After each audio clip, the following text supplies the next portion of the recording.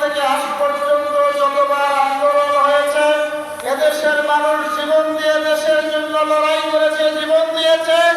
এই দেশের মানুষের ভাগ্য পরিবর্তন হয়নি, ভাগ্য পরিবর্তন হয়েছে এদেশের রাজনৈতিক নেতাদের। 24-এর আন্দোলনে ছাত্ররা নিজের জীবন দিয়েছিল বৈষম্য দূর করার জন্য, কিন্তু ছাত্রদের জীবনের বিনিময়ে যে আন্দোলনে নির্বাচন হয়েছে, যারা ক্ষমতায় গিয়েছে তারা আবার এই বৈষম্যমূলক রাষ্ট্র গঠন করার জন্য ষড়যন্ত্র করছে। প্রিয় বাংলাদেশবাসী, প্রিয় জয়পুরহাটবাসী, আমি আপনাদেরকে এইটুকুই বলতে চাই, হাজারো ছাত্র জনতা রক্ত দিয়েছিল এই বাংলাদেশে কোনো চাঁদাবাজ তৈরির জন্য নয়। যারা চাঁদাবাজি করে তারা দেশের বন্ধু হতে পারে না। যারা মাদকের ব্যবসা করে এরা জাতির বন্ধু হতে পারে না, এরা জাতির শত্রু। যারা লুটপাট করে, যারা দুর্নীতি করে দেশের বন্ধু হতে পারে না। আমরা খুব সহজেই চিহ্নিত করতে পারবো।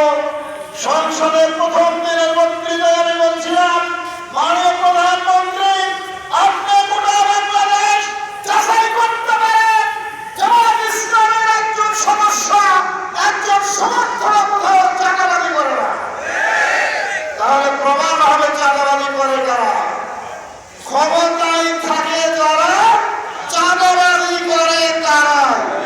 ক্ষমতায় থাকে যারা, দুর্নীতি করে তারা। সুতরাং দুর্নীতিবাদ, চাঁদাবাদ চিহ্নিত করতে অনেক হিমশিম খেতে হবে না।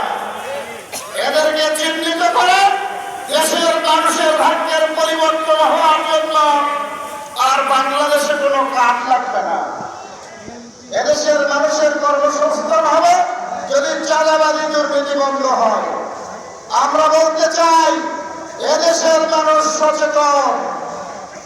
আর যদি এদেশের মানুষের প্রতি এরকম দুরাচার দুর্নীতি চলতেই থাকে, এই জাতি যারা 17 বছর এদেশে আন্দোলন করেছিল, যার পরিবর্তে দেশের পরিবর্তন হয়, এদেশে সরকার গঠন হয়েছে, কিন্তু চাঁদাবাজ মুক্ত হয়নি। আমরা এই চাঁদাবাজদেরকে বাংলাদেশে মেনে নিতে পারবো না। তাই আসুন আমরা শপথ দিব, বাংলাদেশকে কোন চাঁদাবাজ, কোন দুর্নীতিবাদের হাতে আমরা তুলে দিব না। যদি সময় থাকতেই তাদের হুঁশ না হয়, আগামী দিনের প্রস্তুত থাকতে হবে। আমাদেরকে এই দেশের মানুষের ভাগ্য পরিবর্তনের জন্য, এই দেশের মানুষকে, এই দেশকে চাঁদাবাজ মুক্ত, দুর্নীতিমুক্ত বাংলাদেশ গড়ার জন্য আসুন সবাই মিলে আমাদের এই বাংলাদেশকে সোনার বাংলাদেশ, যে স্লোগান দিয়ে ছেলেরা জীবন দিয়ে এই দেশকে সাধন করেছিল, সেই স্লোগান আমরা এখনো ভুলে যাইনি। যে আবু সাঈদ, যেই বন্ধু, যেই বিশাল জীবন দিয়েছিল, তাদের ইতিহাস আমরা ভুলিনি।